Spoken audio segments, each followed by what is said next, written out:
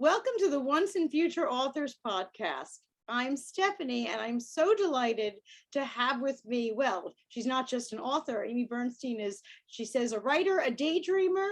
She hears music in her head. I'm so excited to meet anyone who hears music in their head. So please welcome Amy. Thanks so much for joining me. Thank you, Stephanie. I'm really delighted to be here. I appreciate it. Gosh, I love your description of yourself. You know, I know you from your businessy description, but what you write on your website is so much cooler. So tell me a little bit about you so we can dive right in. You know, I wear so many hats. I feel like different people on different days. I'm also a certified book coach. So I help people who are writing nonfiction to try and, find their best path to publishing. And then I'm writing across genres in fiction. And on days when I'm not doing that, I'm often posting essays on Medium, sometimes bearing my soul, sometimes ranting. And when I'm not doing that, I'm writing poetry. So I do tend to be all over the map. But the thing is, I say, why limit yourself? Absolutely. Now, it's funny, I knew you as a book coach of nonfiction, and knowing all these other creative outlets, I'm just intrigued because book coach for nonfiction could be pretty, factual, nuts and bolts. Let's make a vision board and figure out where this is going. You also book coach or write fiction as well? Right. So I write novels, but the reason that I have the nonfiction stuff in my portfolio is I also have a background as a journalist, as an executive speechwriter, a lot of years in government. And, I love translating the tough stuff. I mean, I'm looking for nerds and wonks who want to share what they know with the world and kind of go through that translation. So I love that stuff. But my own writing practice, there's a lot of fiction in there. And poetry. Well, you and I are of the same mind because I love learning.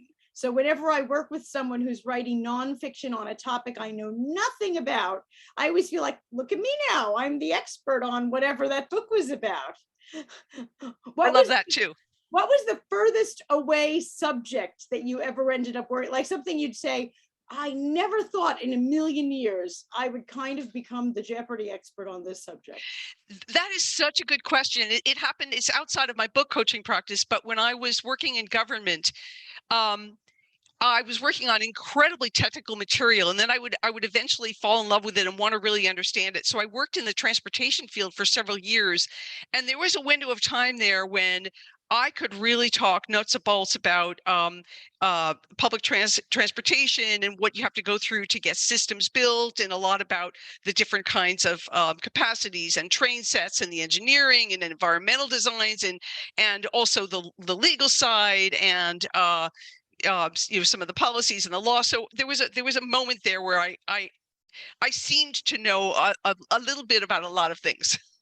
Interesting. For me, years and years ago on our technical end, I was working with an airplane parts company, and they were making parts for F-22s and whatever they were. And at one point they sent hundreds of pictures of parts, and I had to kind of match them to the plane in order to make this website. I said, look at me, I know which rudder goes on which plane or whatever. Right.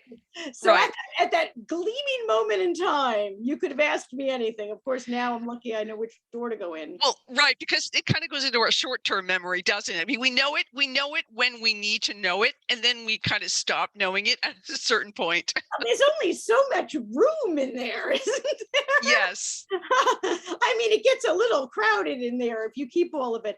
There's a line from Sherlock Holmes that Watson, asked him, do you know how deep Lake Titicaca is or something? And he said, no idea, don't know, don't care. And so Watson told him, and he said, thank you, and I shall promptly forget it, because there's no room for that kind of extraneous knowledge in here. That's you. Right. You have so much in there that as soon as you finish a project, you must feel as if you have to kind of shelve it so that you can make room for more. I suppose that's true. I do a lot of research for my fiction as well, because the journalist in me loves to dig deep into things. And so I love what I decide I need to learn to write fiction. And I'm trying to hold on to that. But it's true, as I get into a new book, I have to put my head into that book and not think about the earlier stuff. Exactly. Tell me a little bit about research, because for most people, research begins and ends by just simply typing something into Google. Uh, but for someone like you, who is not only trained and experienced, but not works with people, works with your own books, what are some research things beyond the Google, shall we say, or even with Google? But I'm sure you know how to work Google better than just typing in a word. Well, we're all experts at that, and also Wikipedia, right? Which is actually surprisingly helpful. But yes, I love finding obscure sources and primary and secondary sources. So I've done some deep dives into things like you can find a lot of out of print books that Google has digitized, but you're looking at the actual book and it's something really old and obscure. I have delved into obscure and out of print journals. For my paranormal romance, which is steeped in archaeology, I did a lot of reading of things like Antiquities Journal and Archaeology Magazine, which are chock full of incredible articles about things that are being found around the world. I love doing that, and I give myself permission to kind of go down those rabbit holes and get lost. And for one of my other books that's coming out later this summer, the Potrero Complex, I actually interviewed an expert in an area that I needed a character to have a certain background. I wanted him to have a certain background. And I interviewed this guy who was perfect because he gave me the point of view of what it would be like to be that person with that kind of knowledge. So I was able to, I think, capture that a little more realistically. That was fun. I'd like to do more of that, talk to real human beings to sort of bring something into a fictional character that comes from a real person. I love that. And I don't think people think about that firsthand when they're writing, that, hey, if you're writing somebody who has these characteristics, why not meet someone just like that? I mean, actors do that when they're trying to embrace a character. So we writers should do that as well. It really helps because for this particular character, for example, he's a very, very high level computer programmer. And one of the little tiny tidbits that created so much important color and veracity to the scenes with him is that programmers, a lot of them, they'll always have at least 2 monitors, and they tend to rely on, you think that they're going to have like the most up-to-date whiz bang computers, but no, they like the really sort of old workhorse, reliable, plain computers, as long as they have lots of storage. So I was able to get a sense of, oh, so he's got 2 monitors on his desk and he uses a beat up keyboard, and it was very real. So I really like that. Yeah, and if someone had told you that, you might not have believed them. Right. Now that you've mentioned what it's about, I do have to ask you, I have here a copy of your book cover for that book. Oh my goodness, I love the cover. Can you tell me a little bit about what inspired it? And you're talking about the Potrero Complex? Yes. Yes, because the Nighthawkers on my website, as you can see, the cover's a little bit cut off. Yes, no, the Nighthawkers, yeah, it is cut off. Right. The Potrero Complex. Now that you're talking about what it is in the computer, and right, I'm intrigued. Right. Well, it is a post-pandemic murder mystery. And it's really about a traumatized journalist who tries to start fresh, only to get caught up in finding out why teenagers are disappearing from a small town. Oh. The cutout that they made such a brilliant cover, because the cutouts on the cover reflect an aspect of the mystery in the book and how things are being communicated. So it's really it definitely has the elements of a mystery thriller, but it's also wrapped in a reflection of a society coming out of a pandemic even worse than ours, and the effects that has on kind of rights and laws. So it's kind of it's an exploration of society as much as it is characters and a mystery at its heart. And I love to bring all those things together in fiction. Oh, fantastic. Absolutely fantastic. I found here a better cover of the Nighthawkers, which I see is going to be released next month. Yes, the Nighthawkers is coming out June 6th. Thank you for doing that. Oh, yeah. And I guess I should go back to my website and figure out why I didn't get a full full picture. And the Nighthawkers is out June 6th. And this month, starting today, I have a Goodreads giveaway on Goodreads. I'd love for people to enter. Just come in and find the book on Goodreads and enter the giveaway. I'm giving away print copies, not just e-copies. And Ooh. the Nighthawkers is a paranormal romance. And so it's about an archaeologist, hence all the archaeology research, which I love, Right. an archaeologist who must choose between her handsome first lover and the irresistible stranger who helps her discover a powerful destiny. Ah. And I would say that, that story is really it's about feeling lost and learning that you can't choose the right partner for you until you know yourself.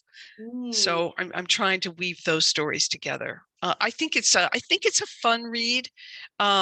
It's got a little of sort of mystical whimsy in it, and I had so much fun combining some real archaeological stuff with magical stuff that I just completely went off the deep end and made up. Oh, well, I'm such a geek. I love the sound of that. And I love hearing that it's so well researched. There is nothing worse than reading a book and thinking, I don't think that that's actually true. Did you ever have that feeling reading someone else's book and you're reading, even if it's fiction, and you say, wait a minute, that's not actually a fact or whatever it might be. I know it's a Well, fictional story, but I'd like the facts to be facts. So I appreciate your research. Well, it raises such an interesting question about, it's incumbent on the author to create a believable world. So everything in that world has to be believable enough, and you have to have that bargain with the reader to suspend disbelief, so that if you are making things up, as I do in the Nighthawkers, well, actually the Of Potrero course. Complex as well, you are along for the ride. You accept that bargain. Absolutely. But if you are going to cite something that is real, if you're going to, name a town in Maine that, is on this particular highway, either it exists or doesn't, but if it exists, it should be, accurate. Don't just, pass Agreed. it. You know what I'm saying? Agreed. So you've got a bunch of things on the docket. What other projects do you have up your sleeve? You sound like I'm lucky you were free enough to see me this morning. No, no, it's not quite like that. There are a lot of hours in the day after all. Well, I am between Nighthawkers and the Potrero Complex. So between the romance this spring and the kind of serious mystery thriller this summer, I am releasing another book called Dreams of Song Times. And this is a book where everybody in the sort of the publishing world tells you not to do this. It's hard to classify. So it's not really just one genre, because it is a fantasy about a young woman who's part mermaid and part human, but it's also really an exploration a lot about sort of social justice and feeling outside of the mainstream and trying to belong and assimilate. So it's pretty wild, and it's definitely geared more toward an adult audience, because Dreams of Song Times, even though a mermaid book always sounds like it's going to be like a friendly kind of a thing, well, there's some violence in there, and there's some sex in there, and there is some death in there. Oh, I want to stress there's no sexual violence. I want to be very, very, very, very clear about that. When I use both those terms in a sentence, I don't want people to suddenly think, oh, well, I'm not going there, because that's definitely not what happens. right, But right. it's a crazy, crazy wild ride. So that will be out July 5th. Right, Everything's on my website. It's rough when here it is, the cover, so that everyone can find that one, Dreams of Song Times. That sounds very interesting, but like you said, hard to categorize, isn't it? Yes, it is hard to categorize. And so I don't know yet what readers are going to think that it is. And I will be very interested to see how that lands. Interesting. If it lands well, will there be more continuing saga? Are you a series? Or are you let me do one and get into Yeah. I'm so far a one-off kind of a writer, and I've given it some thought, but I feel like after I've lived with that story and those characters, I'm always ready to go on to sort of the next fresh adventure. But let me say, I have so much admiration for writers who write series, but I think that they have first of all, incredible stamina, but also incredible imaginations to keep those stories going. And who knows, maybe I'll do that someday, but not so far. Well, certainly from a marketing sales point, or just trying to get people involved, you have a steep curve when it's a one-off that you have to get them in quickly, like there's no build up. So it's puts a lot of onus on you to make sure that they sound enticing in your blurbs and all that other to get them in. Do you use beta readers or other people to make sure that they're as enticing enough? Or I am well aware. Well, I'm well aware that beta readers are an outstanding tool that writers should take advantage of. And let's be clear, a beta reader is not your best friend or your mother or your sister. A beta reader is someone else who's probably also an author, even someone who writes not in your genre, who can give you very constructive and right. positive and honest feedback about how your book is sort of landing with the reader. I have not been doing that, and I will only say, and that doesn't, so I'm not following a best practice, and I just will own up to it.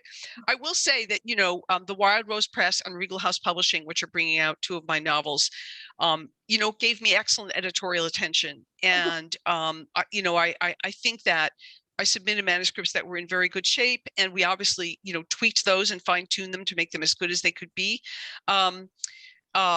So I didn't follow that best practice, and I seem to have come out okay, all right, but it is a very good idea. It is a good idea, but certainly because you are submitting, you have people who are reading it alone and in teams and checking over your Yes. So, yes. I always say it's, a best practice, whether it is actual beta readers, whether it is your sister and your mother, or in your case, you're submitting them to developmental editors who would know better if there was a problem. Right. Just that there is some sort of a barrier between you and, yeah, it's fine. Well, a lot of people don't have any barrier, and I'm delighted to do that. One of the hard lessons I really have learned over writing several books is that you as the writer, you are not the best judge of your own work. You're not the best judge of what's working and what's not working. And you really need that third-party critical eye to tell you where things need to be rewritten, improved, changed, whatever it takes. And we authors should not be falling in love with our work. We certainly should not be falling in with our drafts, falling in love with our drafts. So it's so hard not to, though, isn't it? Yes. I'm so glad to have someone like you say that. It means something, though. People will listen, because people do fall in love with their drafts. They say, nope, change nothing, not a comma, not a nothing. Well, you have to love your children, but you just don't want to love them too much. So tell me about all these ideas. I mean, writing one-offs means that you're always looking for fresh ideas. Are you looking for them? Are they finding you? You said you're a daydreamer. Are you a daydreamer and a night dreamer, so that they just whack you in the head? Where do they come from? I wish there were that much crystal clarity to it. I wish I were one of those people who, wakes up and they said, oh, I had a dream and I'm going to write the whole story down. No, yeah, not so much. I don't think my dreams would make very coherent stories.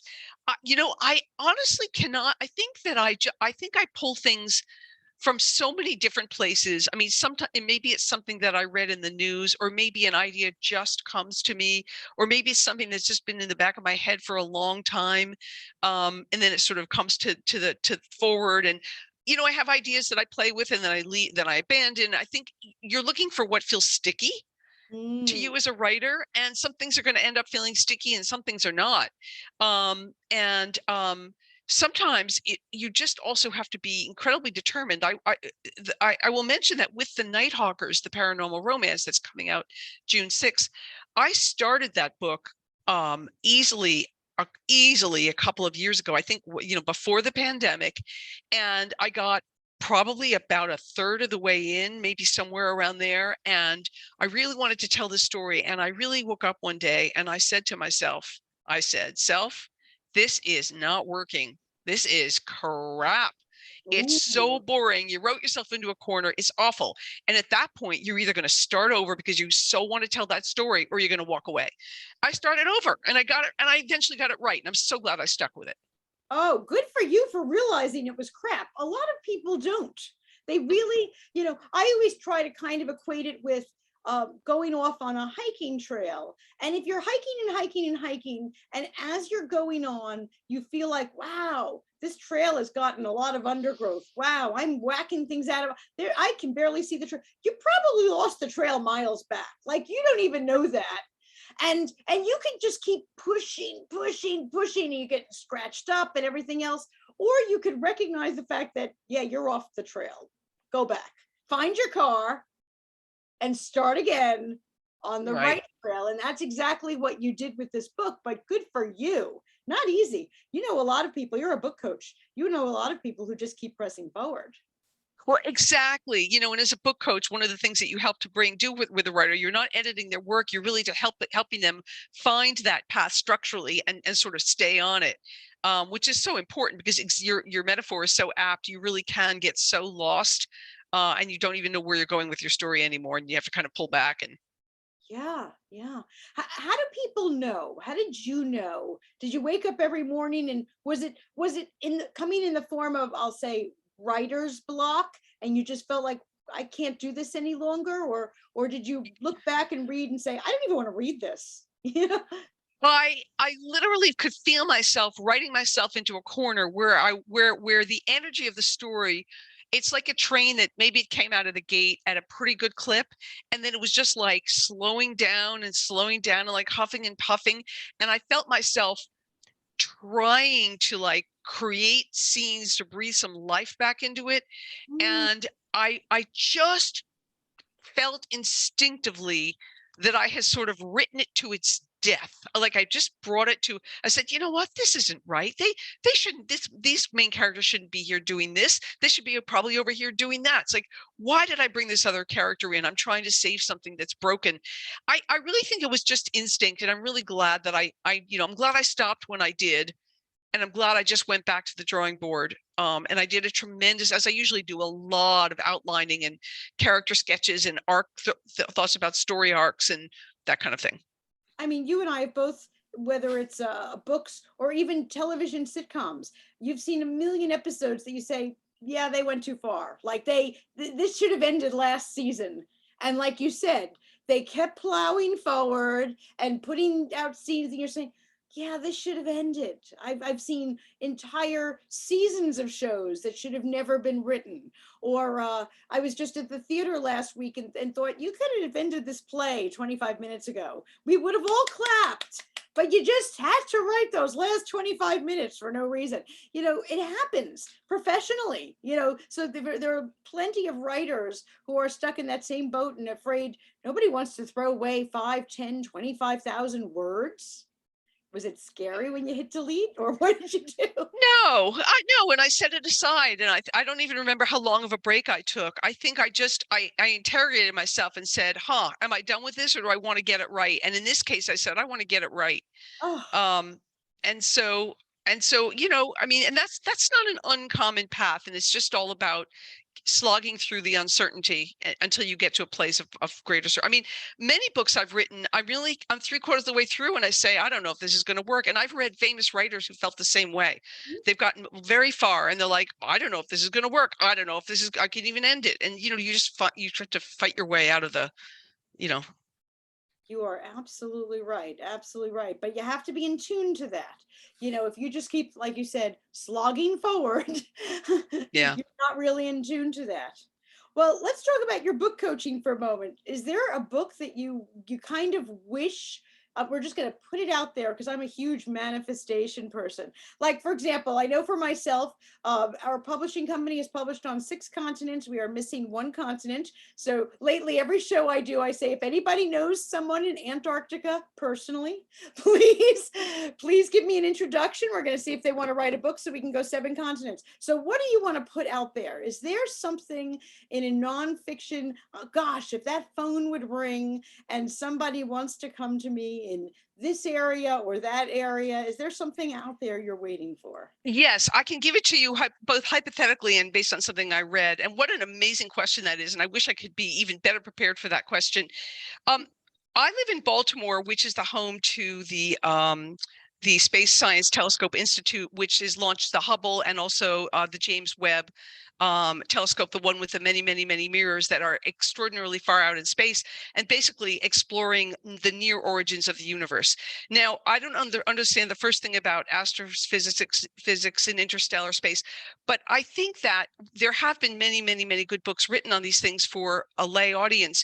but it would be a dream for me to be able to work with somebody who's sort of a star expert, but also has some kind of poetry in their soul and really wants to help tell the story about how this work is being done and what we might really see and learn in a way that any reader could pick up and understand it, and sort of to translate that jargon and that very deep inside technical knowledge into language and perspective that can get us all on board and excited.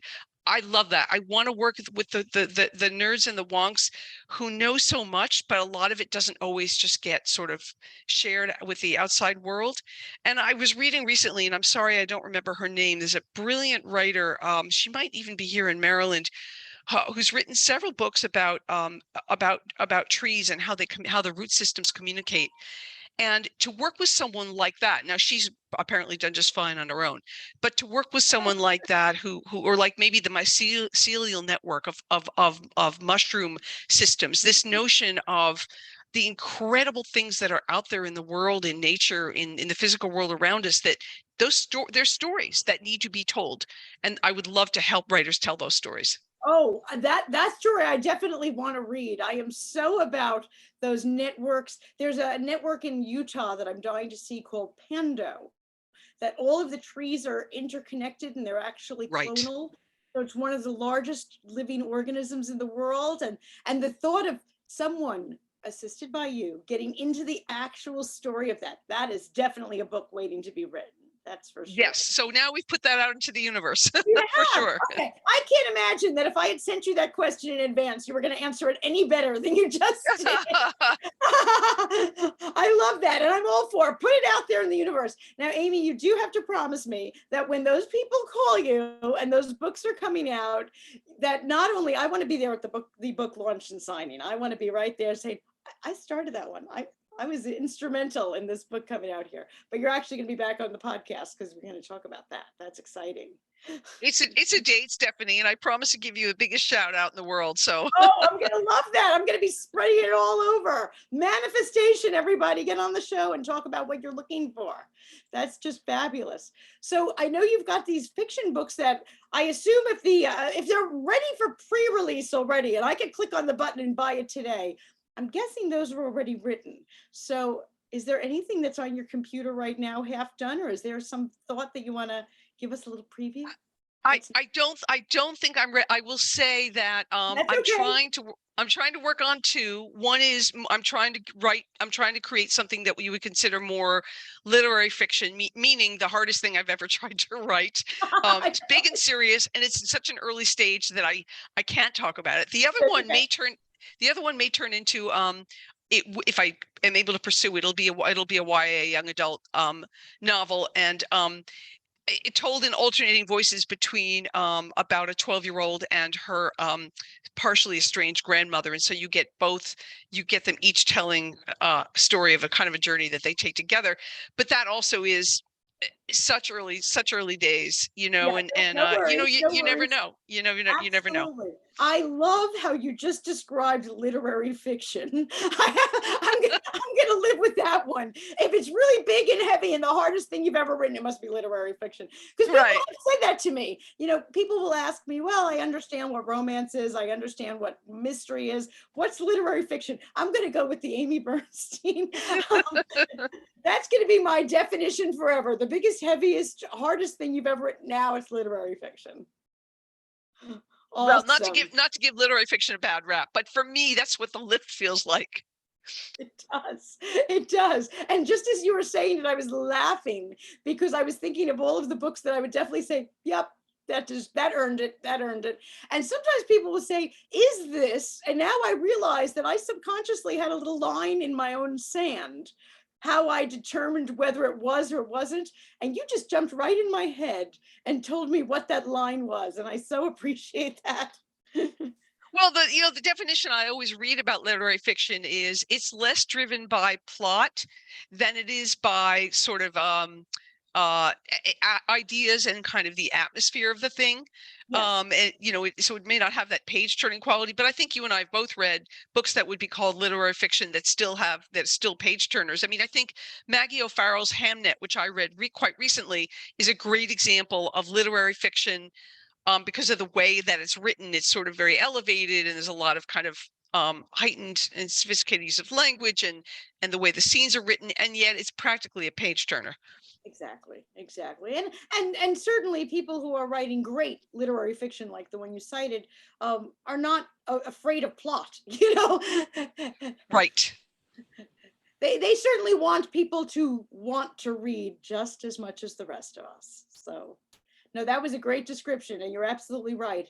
Now, next time, I'm telling you, next person who comes to me and wants to know what is literary fiction, I'm telling you. Well, I do want to make sure that all of our viewers know where to find you. Certainly, you could just drop her into Google and you'll find all of her books. But amywrites.live is That's it. great website. You can sign up here at amywrites.live, join her email list, find out about all these things. There is plenty of stuff coming right down the pike here. The Nighthawkers is coming out on June 6th. I'm just going to scroll a little bit lower here because July 5th, Dreams of Song Times, just in time that you can be right there on the beach reading about the mermaid as well. And then finally in August, the Potrero Complex is going to be coming out. So it is going to be a busy summer that you can keep busy just reading Amy Bernstein. So Right. right through the summer, right through the summer. There you go. Put in your beach bag, you're done. Such a pleasure having you. I can't wait until these new books come out, especially the ones that you and I worked on together on this podcast. Exactly.